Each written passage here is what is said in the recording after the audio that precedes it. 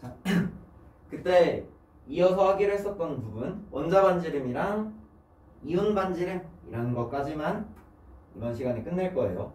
저번 시간에 했던 거 잠깐 복습을 하면은, 그러니까 그 수업 원래는 한 번에 했어야 되는 거지. 주기적 성질에 대해서 얘기를 했었고, 이 주기적 성질이라고 하는 건 크게 두 가지, 그리고 작게 한 가지 생각을 해주면 된다고 했어. 첫 번째로 중요한 게 전자껍질 수, 두 번째로 중요한 게 유효액전화. 그랬을 때 이 전자껍질 수는 우리가 같은 족에서 다른 주기인 친구들 비교를 할 때 보면 되는 거라고 했었고, 유효액전화라고 하는 거는 같은 주기에서 다른 족에 대해서 이야기를 할 때 보는 거라고 했어. 둘 중에서 누가 더 중요하다? 전자껍질 수가 중요하다. 그리고 세 번째로 이 전자간 반발이라고 하는 거는 우리가 이온 에너지까지, 다음 시간이지? 다음 시간까지 한 다음에 한 번은 정리해 주겠지만 서브로 봐야 되는 친구들이야. 원자 반지름에서도 한 가지 경우가 있고, 우리 뒤에 나와 있는 이온 에너지 다음 시간에 배울 거기에서도 한 가지 경우가 있다 라고 생각을 해주면 좋겠어. 그리고 하나 커렉션 하면은, 얘들아, 선생님이 저번 시간에 뭐라고 했었냐면 유효액전화가 아래쪽으로, 즉 지금 유효액전화는 같은 주기에서 다른 족들 볼 때 쓰는 거라고 했었지. 그런데 유효액전화가 같은 족에서 원자 번호가 커질수록 어떻게 된다 라고 말했었냐면, 이거는 질문이 들어와서 말해주는 거야. 예를 들어서 누구로 할까? 리튬이랑 나트륨이라고 해볼까? 그럼 같은 족이지? 1족. 얘는 이런 식으로 될 거야. 그랬을 때 실제 핵전화, 그리고 가려막고 있는 전자 수를 뺐을 때 이 친구도 유효액전화가 몇이 나오고 1이 나오고, 이 친구도 유효액전화가 똑같이 1로 나오지. 괜찮아? 3 빼기 2, 11 빼기 10이니까. 그랬을 때 저번 시간에 했던 내용이 뭐였냐면, 이 친구가 끌어당기는 거랑 이 친구랑 끌어당기는 거랑 비교를 해보면은 쿨롱힘에 따라서 가깝게 끌어당기는 이쪽의 유효액전화가 더 크다 라고 했었는데, 여기 아래 보면은 원자 번호가 커질수록, 그러니까 같은 족에서는 주기가 커질수록 이랑 같은 말이야. 주기가 커질수록 느끼는 유효액전화가 커진대. 그러니까 책에서는 이 반대로 나와 있지, 그치? 그리고 그래프도 그런 식으로 그려져 있고, 뒤에 문제도 그때 몇 번이었을까? 여기 1, 2, 3, 4번 중에 얘인 거 같지? 4번도 답이 다르게 나왔을 거야. 선생님이 이렇게 설명한 이유가 있어. 이렇게 설명한 이유는 우리 다음 시간에 배우게 될 이온 에너지 관련해가지고 이해하기 쉽게 말한 거고, 나중에 한 번에 정리를 해줄 거야. 그러니까 전체 정정은 그때 하는 걸로. 우선은 얘들아, 우선은 선생님이 알려준 대로 알고 있자. 다시 선생님이 알려준 대로라고 하면은 이 친구가 같은 유효액전화 계산값으로 같은 값을 가졌을 때 전자 껍질 수가 클수록, 즉 거리가 전자랑 원자핵 사이의 거리가 멀수록 끌어당기는 힘, 유효액전화가 작아진다 라고 알고 있으면 돼요. 우선은 그렇게 알고 있고, 넘어가서 이 저번 시간에 수업 끝나고 누가 질문을 했어가지고 그거에 대한 답이라고 생각하면 돼. 넘어가 봅시다.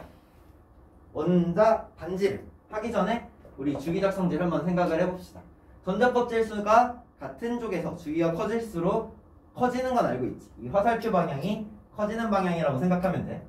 유효액전화는 같은 주기에서 족이 커질수록 점점 커지는 거야. 여기까지도 괜찮지? 그랬을 때 우리가 하게 될 게, 오늘 원자 반지름 할 거고, 원자 반지름의 주기적 성질 할 거고, 그 다음에 이온 반지름을 하게 될 거야. 여기는 쉬워. 이온과 에너지가 조금 어려운 거지. 자, 원자 반지름 여기서부터 보자. 원자 반지름을 보면은 여기 이렇게 두 개 다른 분자들이 있어. 첫 번째, 우리가 분자라고 하는 거를 생각을 해보면은, 분자는 공유결합 화합물이다 라는 걸 이제 중학교 때 배운 친구가 있을 거고, 안 배운 친구들도 있을 거예요. 왜냐면 이게 교육과정에 안 나와. 공유결합 화합물이라는 건 간단하게 말해서 비금속 원소랑 비금속 원소가 만난 친구들이다 라고 생각을 해보자. 우선은 우리가 그 대단원 다음 단원 이거 하고 나서 그 다음 단원에 더 자세하게 다루게 될 거야. 우리가 흔히 분자로 알고 있는 H2O라든지 CO2라든지 여러 가지 친구들 있지. 그 중에서도 우리가 원자 반지름을 측정할 때는 뭘 써야 되냐면은 동해 이원자 분자를 써요. 말이 조금 어렵지? 하나씩 뜯어서 보면 그렇게 어렵지 않아. 동핵, 핵이 같은 거야. 똑같은 친구들이지. 그리고 이 원자라는 거는 숫자 2라는 소리야. 원자가 두 개 있는 분자다. 예를 들어서 뭐가 있을까? 얘가 수소핵이고 얘가 수소핵이면 H2가 있을 수 있을 거고, 얘가 질소고 이거 질소면은 질소겠지. 이렇게 동핵 이원자 분자로 존재하는 친구들은 다 알고 있어야 돼. H2, N2, O2, F2. 여기까지 괜찮아? 이 아래 Cl2까지 알고 있으면은 좋겠다. 아래 브로민이랑 아이오딘도 참고로 이원자 분자로 존재하는데 얘네들까지는 우리가 필수적으로 알고 있어야 되는 친구들이다. 그냥 질소라고만 나오면은 질소 분자고 그 친구 화학식을 쓰라고 하면은 N2로 쓸 줄 알아야 돼. 여기까지 괜찮지? 이렇게 분자로 결합한 친구들이 있고, 금속 결정, 예를 들어서 구리 덩어리라든지 철 덩어리 이런 친구들은 우리가 중학교 때 분자식으로 쓸 수 없는 친구들이라고 했어요. 그래가지고 금속 결정이나 이온 결정도 같이 나오지 끝에. 금속 결정이나 이온 결정 같은 경우에는 분자식으로 쓰는 게 아니라 가장 간단한 정수 B로 이루어진 식을 쓴다고 했었어. 그 식 이름이 실험식이라고 하는, 실험식이야. 실험식이라고 하는 건데 그건 나중에 선생님이랑 같이 합시다. 금속 결정 나와 있고 분자 결정 나와 있으니까 이거 이온 결정은 왜 안 하지? 라고 생각할 수 있는데, 이온 결정은 좀 어려워. 화학 2에 나온다고 생각을 하면 돼요. 그래서 이 금속 결정이랑 분자랑 왜 따로 원자 반지름을 계산하는지를 그림을 보면서 설명을 해줄게. 여기 있는 수소 분자랑 금속 나트륨도 마찬가지야. 봐봐. 우리가 원자라고 하는 게 오비탈 배우면서 한번 배웠었지만, 이 전자라고 하는 건 이 원자의 중심으로 이렇게 퍼져 있는 친구라고 했었지. 여기 바깥에도 이 전자가, 이 원자의 전자가 존재할 확률이 있단 말이야. 그럼 정확하게 원자 반지름이 딱 여기까지다 하고 눈으로 볼 수 있는 사람은 아무도 없어. 무슨 소리냐면은 이 원자 반지름이라고 하는 거는 실험적으로 측정되는 값이 아니라 계산되는 값이라고 생각을 하면 돼. 다시, 이 원자 반지름은 무슨 값이다? 계산값이다 라고 생각을 해. 어떻게 계산을 하냐? 우리가 전자의 위치는 확정 지을 수 없지만 상대적으로 무거운 원자 핵의 위치는 사진 찍으면 나와. X선 회절 실험이라고 해가지고 사진 찍으면 원자 핵들이 어디 위치하고 있는지는 다 나온단 말이야. 그럼 우리는 이 원자 핵의 위치를 가지고 원자의 반지름으로 우리가 측정을 하는 거야. 예를 들어서 이 친구가 H2라고 해봅시다. 수소 원자 두 개가 붙어서 만들어진 수소 분자야. 그러면은 이 원자 핵과 이 원자 핵 사이의 거리를 재. 그 다음에 이 거리에 정확히 반절을 딱 재는 거야. 그랬을 때 이 반절만큼의 거리를 원자 반지름이라고 하자 라고 해요. 그랬을 때 얘네 둘 사이의 결합이 공유결합이기 때문에 얘네들 사이의 반절, 이거를 R이라고 써볼게. 이게 공유결합 반지름이 되겠다. 괜찮지? 근데 여기 실제로 그림을 보면은 이 흰색, 이 친구가 원자라고 생각할 수 있잖아. 그럼 이 원자가 실제로 가지고 있는 실제 반지름이 있겠지. 이 실제 반지름에 비해서 공유결합 반지름은 어때? 그림이 잘 보일지 모르겠다. 조금 더 작다 라는 걸 알 수가 있어요. 괜찮지? 이 친구들이 비금속 결합이기 때문에 비금속 원자들은 실제적으로 조금 더 작게 측정이 돼요. 실제로 교과서나 고등학교 교재 같은데 측정되는 원자 반지름 같은 경우에는 다 조금씩 값이 차이가 나. 왜냐면 실험 조건에 따라서, 그리고 실험을 찍었을 때 얘네들 상태에 따라서도 달라지거든. 이 결합 길이라고 하는 게, 이 결합 길이가 조금씩 달라져서 정확한 값을 측정할 수가 없어. 그럼 우리가 이걸 왜 배울까? 이걸 어떻게 문제로 내고 너희가 어떻게 문제를 풀 수 있을까? 그거는 이따가 하게 될 주기적인 성질. 그러니까 정확한 값을 너희한테 구하라고는 절대 하지 않아. 원자 반지름도 마찬가지고 이온화 에너지도 마찬가지야. 여기 나와 있는 주기적 성질, 유효액전화도 마찬가지야 얘들아. 정확한 값을 물어보는 친구는 다음 단원에 나와. 얘네들은 정확한 값을 측정하지 않는다. 그러면은 어떤 것만 알면 되냐면 주기적으로 봤을 때 이 친구들이 어떤 성질을 나타내는지, 즉 누가 누구보다 큰지 작은지 그 정도만 판단할 수 있으면 돼. 그거 이상 안 나와. 괜찮지? 그거 설명하기 위해서 말하는 거야. 두 번째로 금속 결정 같은 경우에는 어떤 식으로 측정이 되냐? 얘네들의 결정을 만들어. 이 결정을 만든다고 하는 거는 고체 상태를 만든다고 하는 거랑 같아. 고체. 참고로 금속결합 화합물은 여기선 비금속이랑 비금속이랑 만났지? 여기서는 금속 원소랑 금속 원소가 만난 결합이라고 생각을 하면 돼. 이 금속 결정도 마찬가지야. 고체 상태니까 얘네들이 다닥다닥 붙어있단 말이야. 지금 선생님은 2개 그렸지만 여기 4개 그려져 있지? 사실은 이것보다 훨씬 많아. 이 옆으로도 쭉 있을 거고 이 앞으로도, 이 뒤쪽으로도 쭉 얘네들이 다 붙어있는 형태라고 생각을 해보자. 그랬을 때 우리가 볼 수 있는 거는 이 원자 핵과 이 원자 핵이야. 얘네들 사이의 거리는 측정할 수가 있는 거야. 이거는 측정할 수 있어. 계산이 아니라. 그러면 얘네들 사이의 거리를 측정한 다음에 반절로 싹 나누는 거지. 그렇게 측정한 이 반지름 값을 반데르발스 반지름이라고 해요. 이거는 용어 자체를 알 필요는 없어. 참고로 여기 주의해라고 나와 있는 곳에 비활성 기체의 원자 반지름 해가지고 나와 있지. 이 비활성 기체의 원자 반지름 계산하는 거랑 이 금속 결정의 원자 반지름 계산하는 거랑 비슷한 값이다 라고 생각을 해주면 돼. 여기 보면은 맨 아래쪽에 다른 원소와 직접 비교할 수 없다 라고 나왔지. 그리고 너희 문제에서는 한 원자의 원자 반지름을 구하세요가 아니라 비교하는 것만 나온다고 했어. 그러면은 이 원자 반지름이라고 하는 건 대부분, 언제나는 아니야 얘들아, 대부분의 경우 18조 원소는 생각하지 않는다. 문제에서는 이 18조 원소는 생략이라고 생각을 해주면 돼. 괜찮지? 어렵지 않지? 이건 다른 주기적 성질도 스포하자면은 마찬가지야. 자, 그랬을 때 금속 결정이라고 하는 친구는 실제 반지름이랑 비교를 해보면은 어때? 실제 반지름보다 계산된 값이 조금 크게 돼. 이건 왜 그러냐면은 결국에 원자라고 하는 거는 가장 바깥쪽에 뭘 가지고 있는 거냐면 전자를 가지고 있는 거야. 이 친구도 가장 바깥쪽에 전자를 가지고 있지. 그럼 원자랑 서로 만나는 이 만나는 시점에는 전체적으로는 중성이야 얘들아. 전체적으로는 중성이지만 딱 얘네들이 만나는 지점에는 반발력이 생겨. 그것 때문에 살짝 멀어진다 라고 생각을 하면 돼. 엄청 살짝이지만 얘네들 원자 자체 크기가 굉장히 작기 때문에 이게 차이가 어느 정도 나는 거야. 여기까지 괜찮지? 괜찮을 거라고 믿어요.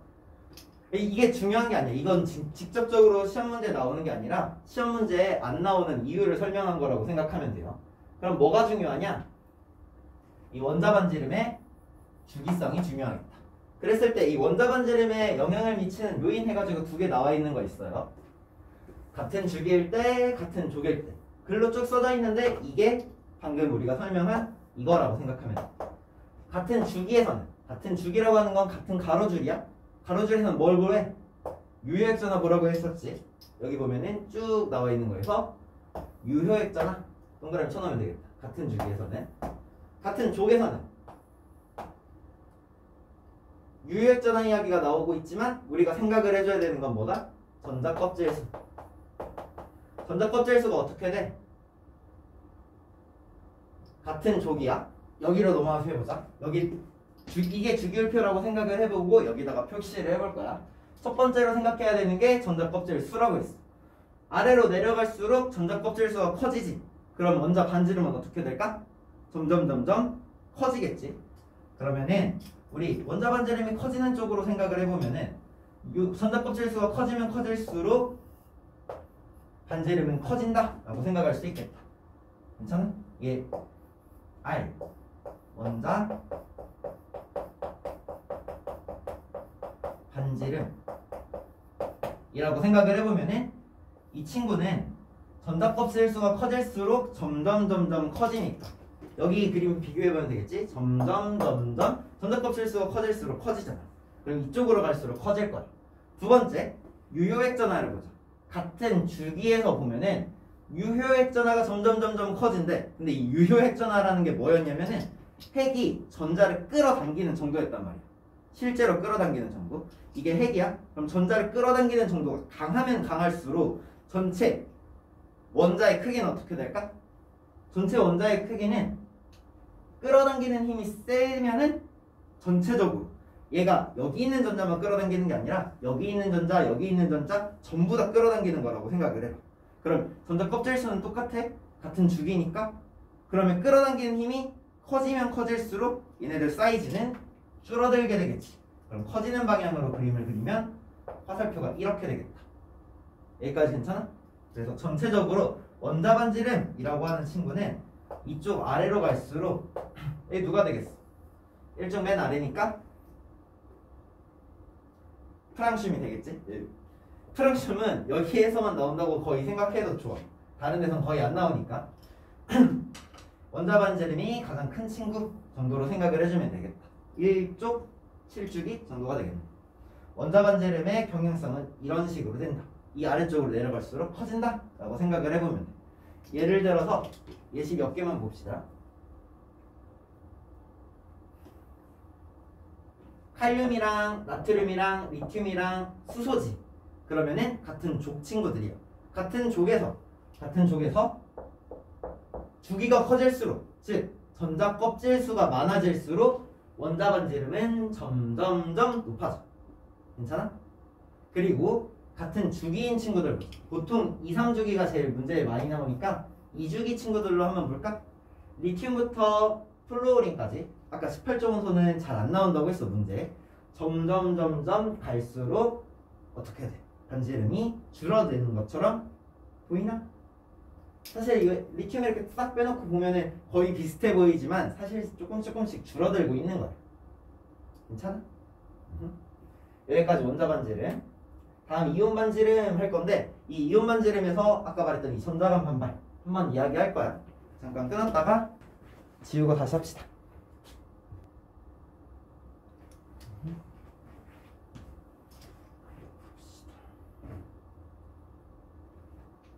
이온 반지름 계속 해봅시다.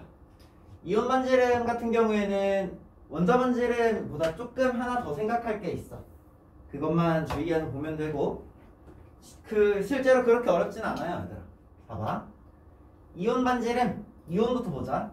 이온이라고 하는 거는 18쪽 원소, 우리 주기율표 할 때 강조했었지. 이 친구들이 전자가 왔다 갔다 하다가 언제 비활성 된다고? 이 전자 출입이 비활성 되는 게 전자 껍질이 가득 찼을 때, 그 다음 전자 껍질에 전자가 들어오거나 혹은 꽉 채워진 오비탈에서 전자가 빠져나가거나 하는 게 힘들다고 했었지. 그래서 18조 원소들은 뭐의 비활성? 화학 결합, 전자 출입의 비활성이다 라고 생각을 해주면 돼. 그랬을 때 금속인 친구들이랑 비금속인 친구들이 각각 양이온, 음이온이라고 말할 수 있는데 얘네들의 원자 반지름이랑 이온 반지름을 비교해보자.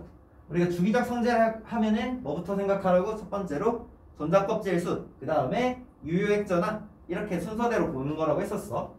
그럼 금속 양이온 같은 경우에는 비교를 해보면은 우리가 금속이라고 하는 친구가 전자를 잃어서 양이온이 된다 라고 하는 거는 전자 껍질 수가 달라지는 거야.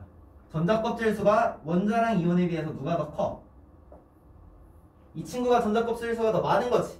그러면은 금속 양이온의 반지름과 금속 원자의 반지름을 비교해보면 이게 원자고 이게 이온이야. 둘 중에서 누가 더 크다? 봐봐. 전자 껍질 수가 많으면 반지름이 더 큰 거지. 그래서 얘네들 비교는 이렇게 할 수 있겠다. 원자랑 이온의 반지름 이렇게 생각할 수 있겠지. 참고로 이 친구가 원자의 반지름과 이온의 반지름을 이렇게 따로 비교를 하는 거야. 그러면 참고로 얘네들 다 반지름이니까 양수야. 그래서 부등호 방향 바뀌는 거 없어요. 얘가 이렇게 넘어가게 되면은 1보다 어때? 1보다 작게 되겠지. 여기까지 괜찮아? 괜찮니? 이런 식으로 표현이 되기도 하는데 이렇게 알아두자. 사실 이게 아래 것까지 하면 한 번에 돼가지고 이해하기가 쉬운데 원자 이온 얘네들 헷갈리지 않도록 얘네들 바뀌면 두둥어 방향 바뀌는 거잖아. 그치? 그렇게 생각하지 말고 이 식으로 기억을 해두자. 우리는 기억을 해둘 때 이런 식으로 기억을 해둘 거야. 두 번째, 비금속에서 음이온이 될 때를 생각을 해보자. 자, 비금속 여기 플루오린이 나와 있어. 플루오린에 전자 하나를 먹어서 플루오린 이온이 되어 있는 상태야. 얘네들 원자랑 이온에 뭐부터 보라고? 전자 껍질수부터 보는 거야. 전자 껍질수를 비교해봤더니 얘네들이 어때? 플루오린이 하나 둘, 플루오린 이온도 하나 둘. 전자 껍질수가 어때? 똑같아. 그러면 다음 거 보는 거야. 다음 거 봤더니 어때? 유효핵전하네. 우리 유효핵전화 정확하게 계산하는 방법이 아니라 이거는 과학적인 방법이 아니라고 했어. 선생님 계산 방법대로 생각을 해보자. 원자 핵의 핵전하량, 실제 핵전하에 안쪽 껍질 이너쉘에 전자수를 싹 더한 값을 그냥 가르마깨라고 하자고. 우리 가르마깨라고 하는 거는 같은 전자 껍질 안에 들어있는 친구들도 고려를 해줘야 되는데 일단은 그거 빼고 안쪽에 있는 전자 껍질 수만, 안쪽 전자 껍질에 있는 전자 수만 세기로 했었어. 이렇게 해가지고 유효핵전하를 비교해보는 거야. 플루오린이랑 플루오린화 이온이랑. 그러면은 얘는 몇이야? 9지. 안쪽에 있는 전자 껍질 수는 안쪽 전자 껍질에 있는 전자 수는 똑같이 둘 다 2야. 원자핵도 똑같고 안쪽 전자 껍질 수 똑같으니까 어때? 유효핵전하가 둘이 똑같이 나오게 되겠다. 9 빼기 2니까 둘 다 7로 나오겠지? 그러면은 유효핵전하 계산을 하면은 이렇게 되는 거야. 여기까지 괜찮아? 실제로는 이 친구가 전자간 반발이 많으니까 유효핵전하가 더 크겠지. 그러면은 이 아래에 있는 친구가 다시 미안해. 이 친구가 같은 전자 껍질에 있는 전자수가 많으니까 S 가려막기 상수가 크겠지. 가려막기 상수가 크니까 유효핵전하가 작을 거야. 근데 일단 이거 빼놓고 생각을 하죠. 선생님 방식대로 해보면은 그럼 얘네들이 다 똑같으면은 둘이 비교를 할 수가 없게 되잖아. 그때 쓰는 게 이 세 번째라고 생각하면 돼. 이렇게 말하는 이유가 아까 말했던 그 이유 있지. 그게 조금 더 과학적인 방법이라고 하면은 문제에서 나오는 거는 이렇게 나와. 세 번째. 여기서는 세 번째를 생각을 해줘야겠다. 전자간 반발. 전자간 반발. 여기 뭐였지? 완자. 완자에서는 뭐라고 나와 있냐면 전자수라고 나와 있어. 정확하게 말하면은 얘들아 같은 오비탈 안에 있는 전자. 같은 오비탈 안에 있는 전자의 간이라고 하는 건 사이야. 전자간 반발이라고 생각을 해주면 돼. 그랬을 때 두 번째 전자 껍질에 7개가 들어가 있는 원자랑 같은 오비탈 안에 8개가 들어가 있는 이온이랑 비교해보면 전자간 반발은 누가 더 크겠어? 전자간 반발은 이온이 더 크게 되겠다. 그럼 전자간 반발이 크다는 거는 반발력이 큰 거니까 전체 이온의 반지름, 크기도 커지게 되겠지. 그래서 이 친구는 원자 반지름보다 이온 반지름이 더 크다 라고 생각을 해주면 돼. 아까 잠깐 말하긴 했지만 우리 마지막에 정리할 때 이거 한 번 더 할 거야. 이게 같은 오비탈 안에 있어.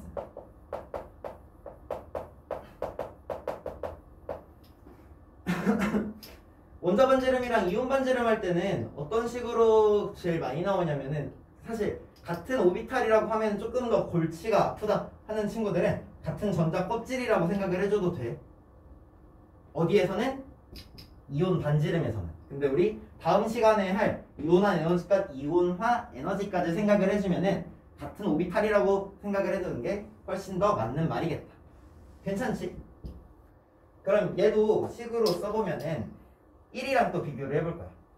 그냥 위에다가 같이 적을까? 얘는 원자 반지름과 이온 반지름을 비교해보면 이온 반지름이 더 크기 때문에 원자 반지름분의 이온 반지름이 1보다 크게 나오겠다. 괜찮아? 그래서 문제는 이런 식으로 출제가 되기도 해. 그런데 얘들아 이게 아까도 잠깐 말했지만 원자 반지름이랑 이온 반지름이 위아래가 바뀌잖아. 만약에 빨간색이 양이온이라고 해보자. 양이온의 반지름, 음이온의 반지름 이라고 하면은 얘네들이 두둥어가 바뀌게 된다. 그래서 이런 식으로 이거 둘 중에서 하나로 잡고 외우는 것보다는 이렇게 외우지 말고 이렇게 외우고 이런 식으로 바꿔주는 걸로 합시다. 괜찮지? 선생님 문제 풀 때 최소로 시간을 계속 줄여야 된다고 말을 하긴 했었어. 그치? 그래서 문제 나오는 방식대로 외우는 거를 선생님이 선호를 하는데 그렇게 하지 말자고. 이거는 이 부분은 정확하게 하는 게 훨씬 더 낫다. 이거 바꾸는데 얼마 안 걸려 얘들아. 그래서 이 친구는 이 식으로 각각 이온을 생각을 해줄 수 있어야겠다. 예를 들어서 문제가 이런 식으로 나왔다 하면 우리가 이걸 보고 알 수 있어야 되는 게 뭐냐면은 원자 반지름이랑 빨간색이 이온 반지름이네. 그럼 원자 반지름에 비해서 이온 반지름이 줄어들었지. 그러면은 누구라는 소리야? 이거라는 소리야. 여기까지 괜찮아? 그러면은 이 이온이 양이온이다 라는 것만 아는 게 아니야. 봐봐. 이 원자가 뭐래? 금속이래. 이 원자가 금속이라는 것까지 문제를 풀 때는 알고 있어야 된다. 괜찮지? 그럼 여기 1번에 물어보는 금속에 해당하는 원소를 물어보잖아. 그치? 금속인지 비금속인지까지 파악할 수 있으면 된다. 그래서 이온 반지름의 주기성, 같은 주기 같은 족 전부 다 이걸로 생각을 해주면 돼요. 그랬을 때 여기 되게 작게 나와 있지. 짧게 나와 있는데 여기에다가 교재에다가 표시를 해두자.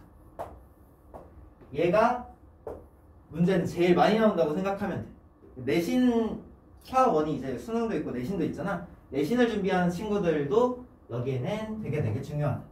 여기 등전자이온, 등전자이온이라고 하는 거는 등이 같다는 소리야. 뭐가 같대? 전자의 개수가 같은 거야. 전자의 개수도 같고 전자의 뭐도 같아? 배치도 같아. 여기까지 괜찮아? 다시 전자의 개수만 같은 게 아니라 전자의 배치가 같은 거야. 우리 저번 시간에 주기율표 하면서 선생님이 강조했던 게 있어. 비활성 기체의 전자 배치라는 말이 입에 익어야 돼. 비활성 기체의 전자 배치를 갖는 이온들을 등전자 이온이라고 해. 여기 주기율표가 이렇게 쭉 있다고 생각을 해보면은 18조 원소들이 이렇게 쭈르르륵 있어. 이랬을 때 여기 수소라고 하는 친구는 이온이 될 때 대부분 H 플러스로 빠지기 때문에 다른 18조 원소들의 전자 배치를 가지지 않나. 그래서 얘만 예외라고 생각을 해두고 나머지 친구들을 쭉 비교를 해보자. 여기에 있는 리튬이랑 베릴륨 같은 경우에는 원자에서 전자를 잃지. 금속이야. 지금 이렇게 그려놓은 게 이쪽 아래가 금속, 이쪽이 비금속이라고 생각을 해주면 돼. 금속은 전자를 잃어. 전자를 잃어서 누구랑 같은 전자 배치를 갖냐면 이 헬륨이랑 같은 전자 배치를 갖겠다. 그럼 얘네들은 이온이 됐을 때 헬륨과 같은 전자 배치를 갖는다 라는 표현을 쓰는 거야. 그럼 여기 옆에 있는 붕소부터 플로린까지, 즉 이주기 비금속들은 전자를 얻어서 네온과 같은 전자 배치를 갖겠다. 여기까지 괜찮지? 괜찮아? 근데 붕소 같은 경우는 네온이 되려면 전자를 굉장히 많이 먹어야 되기 때문에 거의 시험에 안 나온다고 생각을 하면 돼. 여기 위에 보면은 질소랑 인까지는 양이온으로 나와 있어. 여기 적혀 있긴 하지만 교과서 따라서 여기까지 양이온으로 나오기도 해요. 즉 붕소 음이온은 시험 문제 거의 안 나온다고 생각하면 돼. 그래도 붕소가 어떻게 될까요? 하면은 이 친구는 음이온이 될 거다 라고 생각을 해줘야 돼. 저기 양이온으로 나와 있긴 하지만 여기까지 괜찮아? 이게 금속이랑 비금속 차이라고 생각하면 돼. 여기 나트륨, 마그네슘, 알루미늄도 생각을 해보자. 나트륨, 마그네슘, 알루미늄 같은 경우에는 전자를 잃어서, 3주기 금속이겠지? 전자를 잃어서 네온과 같은 전자 배치를 갖게 되겠다. 여기까지 괜찮아? 괜찮지? 그 다음에 여기 규소부터야. 규소부터 쭉 있는 3주기 비금속들 같은 경우에는 아르곤과 같은 전자 배치를 갖겠다. 사주기 금속 원소도 마찬가지겠지. 괜찮아? 그래서 아르곤과 같은 전자 배치를 갖는 친구들은 3주기 비금속이랑 4주기 금속이야. 네온과 같은 전자 배치를 갖는 친구들은 2주기 비금속이랑 3주기 금속이야. 여기까지 괜찮아? 괜찮아? 이걸 이렇게 생각할 수 있어야 돼. 다시 네온은 2주기 한글로 쓸까? 쓰자. 처음이니까 2주기 비금속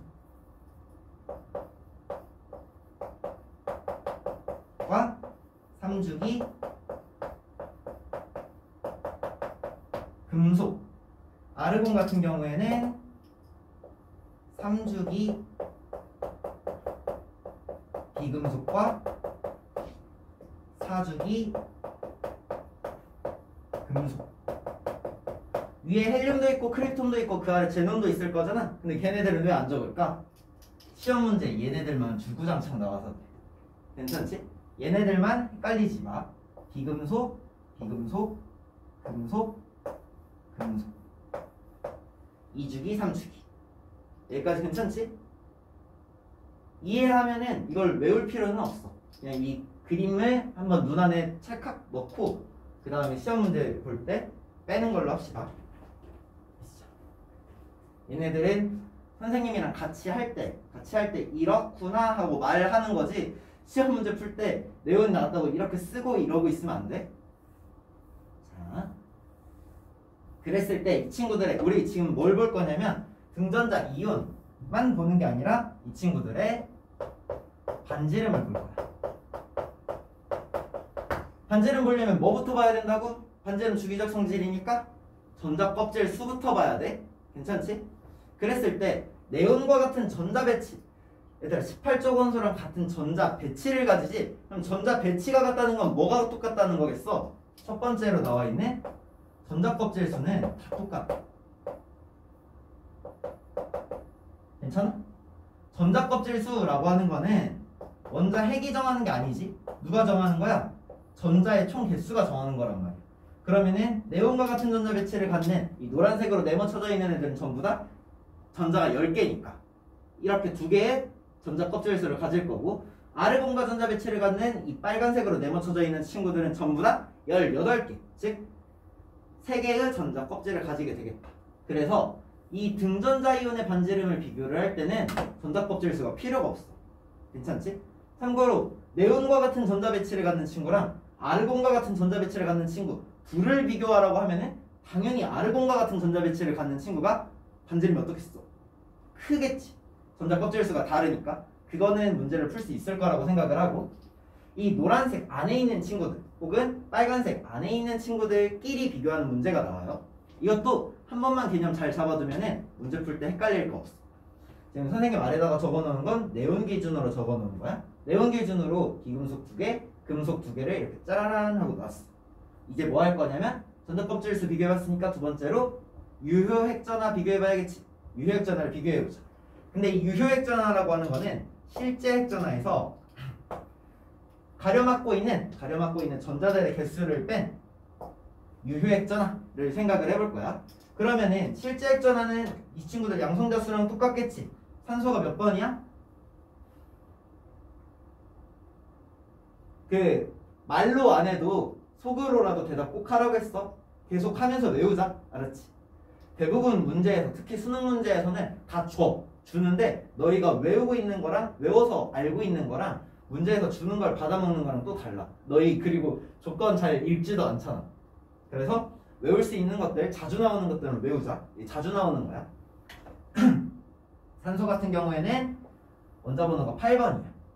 플루오린은 9번, 네온은 10번, 나트륨은 11번, 마그네슘은 12번이라고 생각을 해보자. 괜찮아? 숫자로 생각하지 말고 우리 주기성으로 비교해보면 핵전화는 쭉 올라가는 경향을 가져. 원자 번호가 증가하니까 당연한 얘기겠지. 그랬을 때 안쪽에 있는 전자의 개수는, 안쪽 전자 껍질에 있는 전자의 개수는 전자 배치가 다 똑같으니까 어때? 똑같단 말이야. 다 일정해. 그럼 여기에서 이걸 뺐어. 자, 여기에서 똑같은 값을 뺀 거야. 그러면은 유효 핵전화도 어떻게 될까? 갈수록 커지겠지. 여기까지 괜찮아? 그럼 유효액전화가 커진다라는 말은 반지름이 어떻게 된다는 거야? 우리 아까 원자 반지름 할 때도 똑같이 했었는데 유효액전화가 커진다는 말은 원자 핵이 전자를 잡아 끄는 힘이 커진다는 거야. 그럼 전방위적으로 끌어당기는 힘이 커지다 보면은 반지름은 줄어들게 되겠다. 괜찮지? 그래서 등전자 이온의 반지름이라고 하면은 어떤 비활성 기체, 첫 번째가 이거야. 어떤 비활성 기체의 전자 배치를 갖는지를 확인하고, 그랬을 때 네온과 같은 전자 배치를 갖는 친구랑 아르곤과 같은 전자 배치를 갖는 친구가 있다 라고 하면은 아르곤과 같은 전자 배치를 갖는 친구가 반지름이 더 큰 거야. 두 번째로는 얘네들 사이에 실제 핵전화만 봐주면 돼. 이것까지 생각할 필요 없겠지? 그치? 그럼 원자 번호가 클수록 반지름이 작아진다 라고 생각을 해주면 되겠다. 이렇게까지 하면은 문제 푸는데 전혀 지장 없을 거야.